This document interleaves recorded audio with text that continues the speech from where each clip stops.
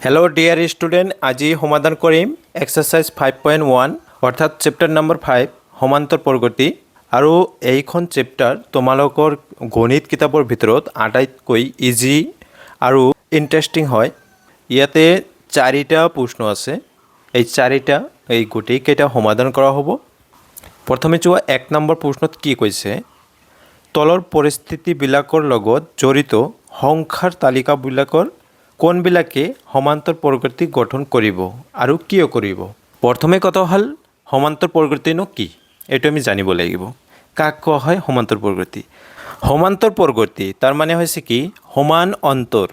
নামতে আছে সমান অন্তৰ, সমান সমান অন্তৰ আৰু প্ৰগতি হৈ আছে। মানে এটাৰ লগত যদি প্ৰথম তুমি ধৰি লোৱা প্ৰথম 1 আছিল, 1ৰ পিছত 2 আহিছে, 3 আহিছে, 4 আহিছে, 5 আহিছে, এনেকৈ গৈ আছে।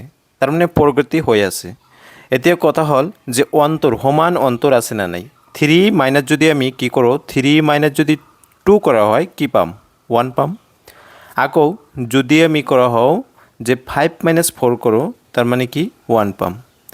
তার মানে এনেকৈ আমি যিমান আগবাঢ়িম সিমানে আমি কি পাম, যেহেতু দুটা ওচৰা ওচৰি সংখ্যাৰ মাজৰ যিটো পাৰ্থক্য আমি কি দেখা গৈ আছে, ইয়াৰ পৰা দেখা পাই আছোঁ যে সেম হয়, একই হয়। অৰ্থাৎ ইয়াক কোৱা হ'ব ডিফাৰেন্স, অৰ্থাৎ ডি বুলি কোৱা হ'ব। মানে দুটা ওচৰা ওচৰি সংখ্যাৰ যিটো পাৰ্থক্য ডিফাৰেন্স সেইটো কোৱা হ'ব অন্তৰ বুলি কোৱা হ'ব, অৰ্থাৎ ডি দি ডিনোট কৰা হ'ব। আৰু ইয়াক কোৱা হয় সাধাৰণ অন্তৰ। যদি এনেকুৱা সিৰিয়ালভাৱে কোনো এটা পৰিঘটনা বা পৰিস্থিতি দিয়া থাকে, তো সেই তাৰ পৰা আমি কি কৰিম যে দুটা সংখ্যাৰ মাজৰ যদি পাৰ্থক্য সেম, প্ৰতিবাৰতে আমি কি পাওঁ সেম পাওঁ, তেতিয়া আমি কম সেইটো এটা অৰ্থাৎ সমান্তৰ প্ৰগতিত আছে। এতিয়া ধৰি লৈছোঁ 2 আছে, তাৰপিছত 4, 6, 8, 10 এনেকৈ এটা আহি আছে। তো ইয়াৰ পৰা চোৱা প্ৰথম আছে 2, তাৰপিছত আছে কি 4। তো নিশ্চয় 4 মাইনাস 2 কৰিলে কি পাম, 2 পাম। আকৌ যদি 6 মাইনাস 2 কৰা হয়, 6 মাইনাস 2 কৰিলে আকৌ পাম কি 2। এনেকৈ 10 মাইনাস যদি 8 কৰা হয় 2 পাম। অৰ্থাৎ প্ৰতিটো দুটা ওচৰা ওচৰি সংখ্যাৰ মাজৰ যিটো পাৰ্থক্য সেইটো আমি কি দেখা পাই আছোঁ, একই হয়, অৰ্থাৎ 2 আছে ইয়াতে। গতিকে এইটো কোৱা হ'ব কি ডিফাৰেন্স, অৰ্থাৎ ডি দি বুজোৱা হ'ব, অৰ্থাৎ অন্তৰ। এইটো সাধাৰণ অন্তৰ হয়। তো ইয়াৰ পৰা এনেকুৱা যদি তোমালোকে কোনো এটা পৰিঘটনা বা পৰিস্থিতি পোৱা, সেইটোৱে হ'ব কি সমান্তৰ প্ৰগতি। ইয়াকে কোৱা হয় এপি, এৰিথমেটিক প্ৰগ্ৰেশ্যন বুলি কোৱা হয়। তো আৰু এটা ভালদৰে বস্তু বুজি লোৱা, এইটো যিটো আছে প্ৰথম পদটো এইটোক কোৱা হ'ব, এইটো কি দি বুজোৱা হ'ব, এইটো A1 দি বুজোৱা হ'ব। আৰু তাৰ পিছৰটো যিটো থাকিব এইটো হ'ব A2। এনেকৈ A3, A4 এনেকৈ আহি থাকিব। এইখিনি বুজি ল'লে হ'ল যে প্ৰথম যিটো পদ থাকিব A1 আৰু দ্বিতীয় পদ A2, এনেকৈ গৈ থাকিব। আৰু দুটা সংখ্যাৰ মাজত যি পাৰ্থক্য, সেই পাৰ্থক্য কি দি বুজোৱা হয়, ডি দি বুজোৱা হয়। এইখিনি মনত ৰাখিবা। এতিয়া মই কেইটামান সংখ্যা লিখি আছোঁ।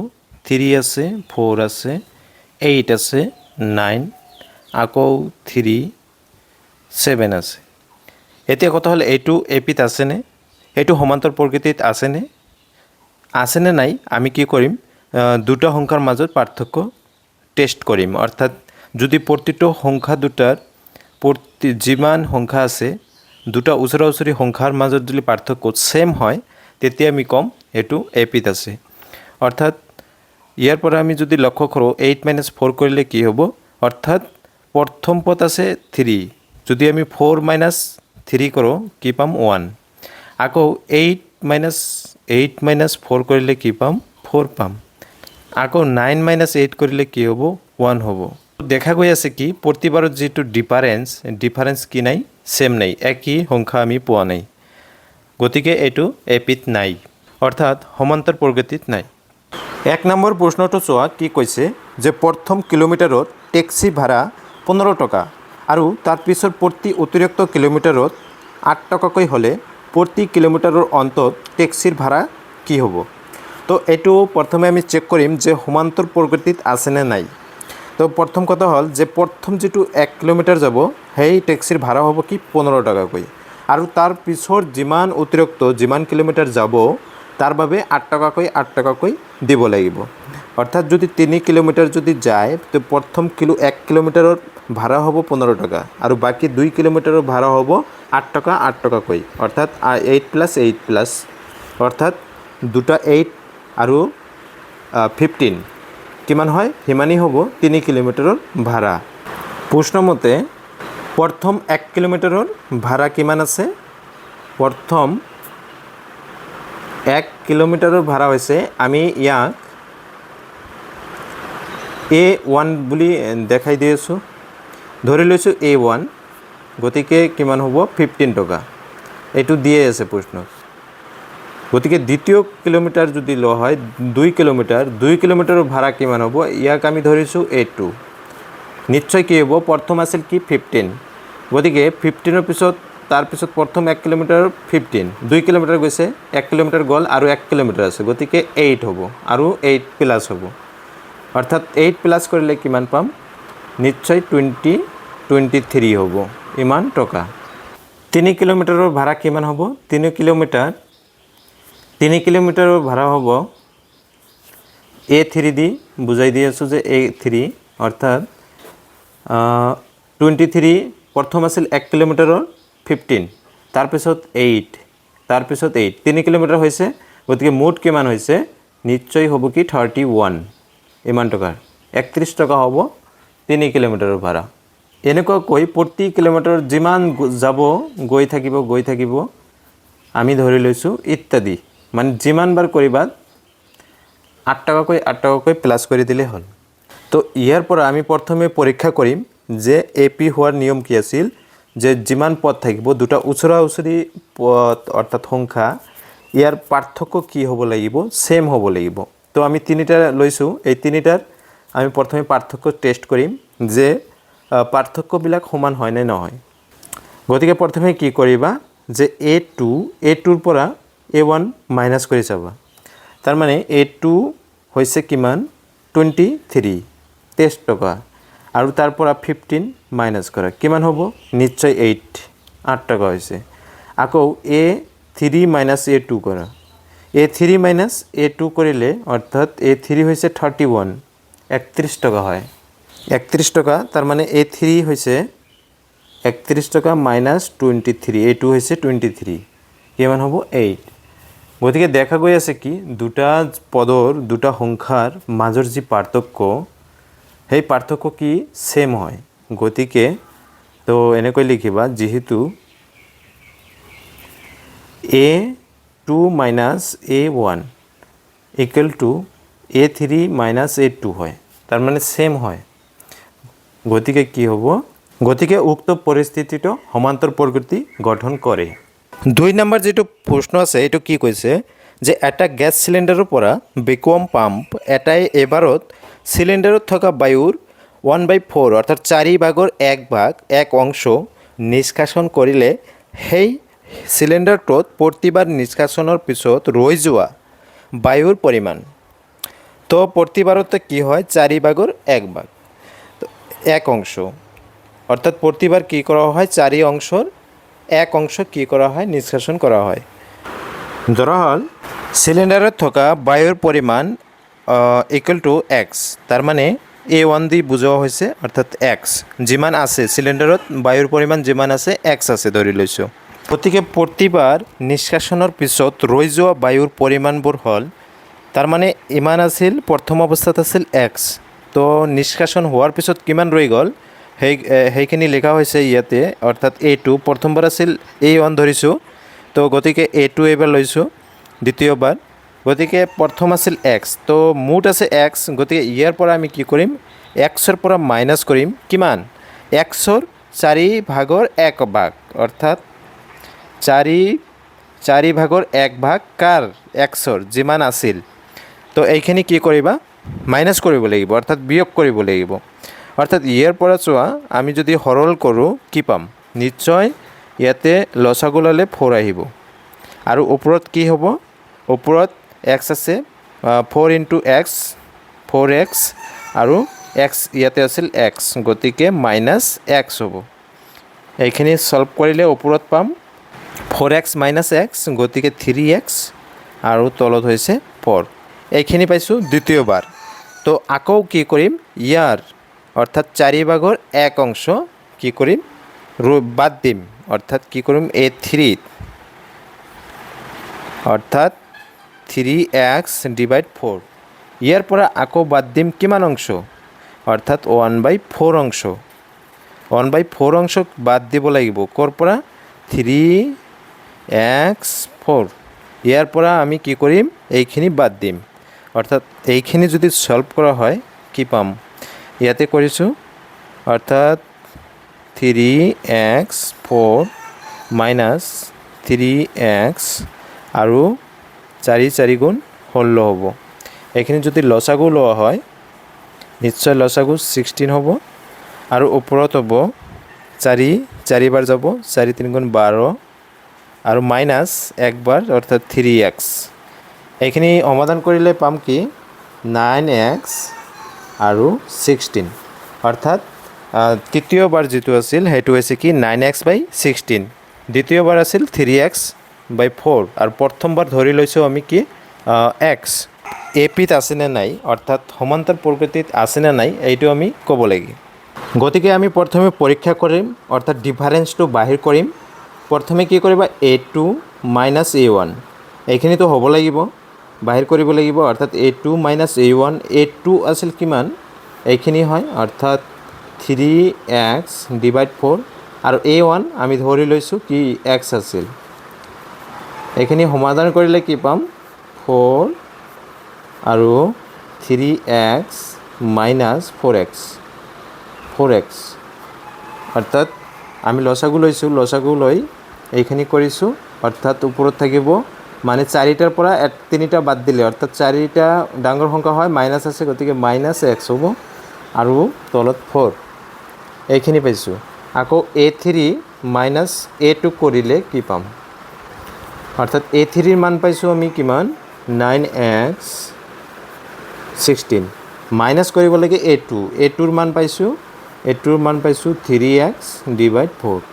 এইখিনি সমাধান কৰিলে লসাগু কিমান, 16 আৰু 4ৰ মাজত লসাগু কিমান আহিব, 16 আহিব, আৰু 16 একবাৰ যাব, 1 × 9x মানে 9x, মাইনাছ 4 4 বাৰ যাব, 4 3 গুণ 12 12x হ'ব।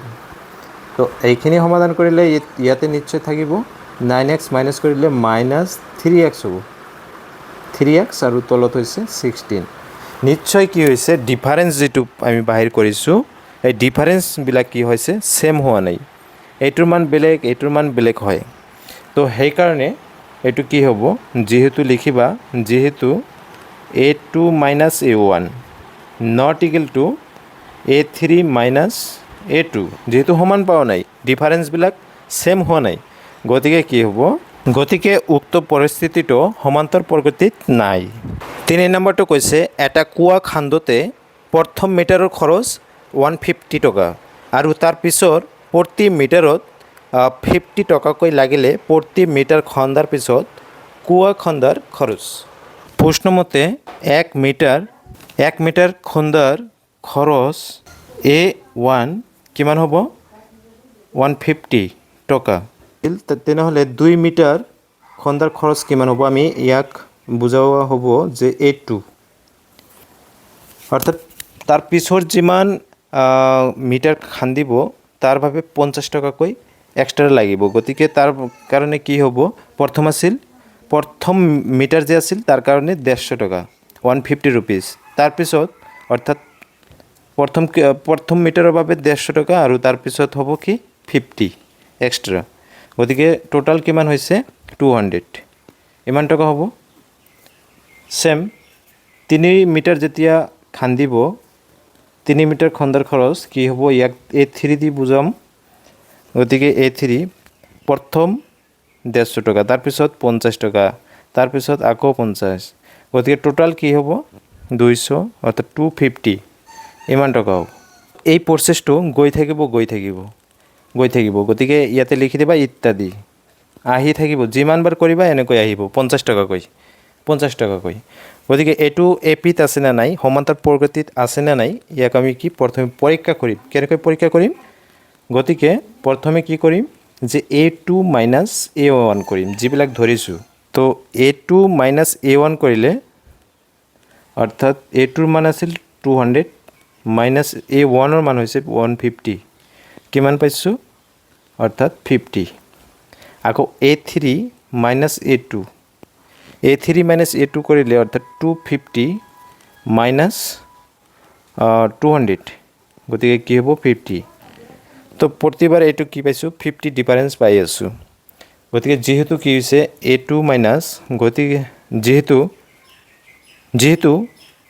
a2 minus a1 equal to কি হৈছে a3 মাইনাছ a2 গতিকে উক্ত পৰিস্থিতিটো সমান্তৰ প্ৰগতিত আছে 4 নম্বৰটো আছে কি 10,000 টকা বছৰি 8% মিশ্ৰ সুদৰ অৰ্থাৎ কম্পাউণ্ড ইণ্টাৰেষ্ট হাৰত জমা কৰিলে সেই একাউণ্টত প্ৰতি বছৰে থাকিব লগা ধনৰ পৰিমাণ কিমান হ'ব ইয়াৰ আগত আমি এটা ফৰ্মুলা জানিব লাগিব ক্লাছ 8ত পাই আহিছে তোমালোকে ক্লাছ 8 9 এইবিলাকত পাই আহিছে কি কম্পাউণ্ড ইণ্টাৰেষ্টৰ ফৰ্মুলা যিটো আছে সেইটো সবৃদ্ধি মূলৰ এটা ফৰ্মুলা আছে সেই ফৰ্মুলাটো কি সেইটো জানিব লাগিব যেটো ফৰ্মুলা আছিল এটো হৈছে a = p * 1 + r / 100 পাৱাৰ আছে n তো ইয়াৰ পৰা তোমালোকে বুজি লোৱা এইটো a দি বুজোৱা হৈছে কি সবৃদ্ধি মূল অৰ্থাৎ a কি বুজায় বৃদ্ধি মূল আৰু p হৈছে প্ৰিন্সিপাল ভ্যালু অৰ্থাৎ মূলধন p হৈছে মূলধন আৰু যেটো r আছে r হৈছে সুদৰ হাৰ আছে আৰু n হৈছে ইয়াতে কি সময় তো এইখিনি বুজি লবা এইখিনি বুজিব লাগিব আৰু এই ফৰ্মুলাটো মনত ৰাখিবা অৰ্থাৎ a = কি হয় p * 1 + r / 100 পাৱাৰ আছে n তো এইটো হৈছে কম্পাউণ্ড ইণ্টাৰেষ্টৰ ফৰ্মুলা সবৃদ্ধি মূল টোটাল যেটো হ'ব গতিকে প্ৰথম বছৰৰ পিছত ধন থাকিব কিমান আমি ইয়াক a1 দি বুজাম অৰ্থাৎ ফৰ্মুলাটো লিখি দিবা ডাইৰেক্ট ফৰ্মুলাটো লিখি দিলে হ'ল অৰ্থাৎ 10,000 হস তাৰ পিছত আছে কি ইনটু ফৰ্মুলা আছিল এটো যে a = p আছিল তাৰ পিছত কি আছিল 1 + r / 100 পাৱাৰ আছিল n এইটো ফৰ্মুলা হয় তো ইয়াত মানবিলাক বহাই দিবা যেহেতু 10,000 আমাৰ কিতাপত দিয়ে আছে আৰু 8% আছিল প্ৰিন্সিপাল ভ্যালু হৈছে 10,000 1 + পাৰ্চেন্ট আছিল 8 আৰু ফৰ্মুলাৰ 100 পাৱাৰ হৈছে প্ৰথম যেহেতু আমি কি কৈছো যে প্ৰথম বছৰৰ ভাবে গতিকে n ৰ ভ্যালু হ'ব 1 এটো হৈছে প্ৰথম বছৰৰ গতিকে দ্বিতীয় বছৰৰ ভাবে কি হ'ব দ্বিতীয় বছৰৰ পিছত ধন কিমান থাকিব আমি ইয়াক a2 দি বুজাম বাকি বেলেগ সেম থাকিব জাস্ট কি হ'ব এইখিনি 10,000 1 + 8 আৰু পাৱাৰ কি হ'ব 2 হ'ব যেহেতু দ্বিতীয় বছৰ আকৌ তৃতীয় বছৰৰ কাৰণে কি হ'ব তৃতীয় বছৰৰ পিছত ধন কিমান থাকিব a3 দি বুজাম অৰ্থাৎ 10,000 হ'ব 1 + ইয়াত 8 / 100 পাৱাৰ কিমান হ'ব n ৰ ভ্যালু 3 মানে 3 বছৰৰ ভাবে তো গতিকে এনেকুৱা প্ৰসেস এই প্ৰসেসটো চলি থাকিব গতিকে আমি ইয়াক ইত্যাদি বুলি লিখি দিম এতিয়া কথা হল তোমালোকে এটা বস্তু ভালদৰে লক্ষ্য কৰিবা যেহেতু ইয়াৰ পৰা বুজি পাবা ইয়াতে 10,000 আছে ইয়াতেও আছে প্ৰতিটোত কি আছে এইখিনি ভ্যালু ভিতৰত যি ভ্যালু আছে এইখিনি সেম হয় কিন্তু পাৱাৰ বিলাক বেলেগ হয় প্ৰতিটোত বেলেগ আছে তো ইয়াত কি কৰিবা তুমি যদি এই ভিতৰৰখিনি আটাইখিনিৰ মান যিকোনো এটা ধৰি লোৱা মই 2 ধৰি লৈছো 2 এই গোটেইখিনিৰ ভাবে 2 ধৰি লৈছো গতিকে ইয়াতে 10,000 হ'ব নিশ্চয় 10,000 হ'ব আৰু ভিতৰত 2 পাৱাৰ আছে 1 প্ৰথম আছিল 1 আকৌ হ'ব এনেকুৱাকৈ এটো লিখিব নালাগে এনেকৈ বুজা যায় যে গোটেইখিনি যদি সেম হয় কিন্তু পাৱাৰ বিলাক বেলেগ আছে কিন্তু এই প্ৰতিটোৰ ডিফাৰেঞ্চ যিবিলাক আছে সেইবিলাক ছেম নহ'ব, এইটো বুজাৰ কাৰণে কৰি আছোঁ যে কেনেকৈ। তো ইয়াতে আমি 2 লৈছোঁ, তাৰপিছত হ'ব 2, আকৌ 10,000 লৈছোঁ, তিনিবাৰ লোৱা হৈছে যিহেতু 2 পাৱাৰ 3 হ'ব। এতিয়া কৰিলে কি পাম, প্ৰথমটো নিশ্চয় 2 ইনটু কৰি দিলে হৈ যাব, অৰ্থাৎ 200 মানে 20,000 হ'ল। নেক্সট যেটো আছে এইটো 2 গুণ কিমান হ'ব, 4 হ'ব। তো 4ৰ লগত ইয়াক পূৰণ কৰিলে 40,000 হ'ব নিশ্চয়, 40,000। তাৰ পিছতটো কি আছে আকৌ, এইটো এটা পাইছোঁ, এইটো এটা পাইছোঁ, তিনি আছে মানে 2 কেইটা, তিনিটা 2 যদি পূৰণ কৰা হয় কি 8 হ'ব, অৰ্থাৎ 2 কিউব কৰিলে কি হয় 8 হয়। 8 দি যদি ইয়াক পূৰণ কৰোঁ অৰ্থাৎ কিমান পাম, 8 0 0 0 0, অৰ্থাৎ 4টা। এতিয়া কথা হ'ল ডিফাৰেঞ্চ আমি বাহিৰ কৰিব লাগে। এইটো হৈছে কি A1ৰ মান, এইটো হৈছে A2 আৰু এইটো হৈছে A3, মানে 3 বছৰ, প্ৰথম বছৰৰ বাবে এইখিনি, দ্বিতীয় বছৰ, তৃতীয় বছৰ এইখিনি। তো ডিফাৰেঞ্চ আমি বাহিৰ কৰিব লাগে, মানে এইখিনি যদি A2ৰ মান হয় তাহলে এইখিনি মাইনাছ এইখিনি, অৰ্থাৎ 40,000 মাইনাছ 20,000 কিমান হ'ব, নিশ্চয় 20,000 হ'ব, 20,000 হ'ব। আকৌ 80,000 মাইনাছ মানে A3 মাইনাছ A2, 80,000 মাইনাছ 40,000 কিমান হ'ব, নিশ্চয় কি হ'ব 40,000 হ'ব, যিহেতু ডিফাৰেঞ্চ যিটো আছে সেই ডিফাৰেঞ্চ ইয়াৰ লগত মিলা নাই, এইটো বেলেগ এইটো বেলেগ। গতিকে এই যিটো পৰিস্থিতি দিয়া আছে এই পৰিস্থিতিটো সমান্তৰ প্ৰগতিত নাই। তো ডাইরেক্ট লিখি দেবা, যেহেতু A2 minus A1 not equal to A3 minus A2, গতিকে উক্ত পৰিস্থিতিটো সমান্তৰ প্ৰগতি গঠন নকৰে।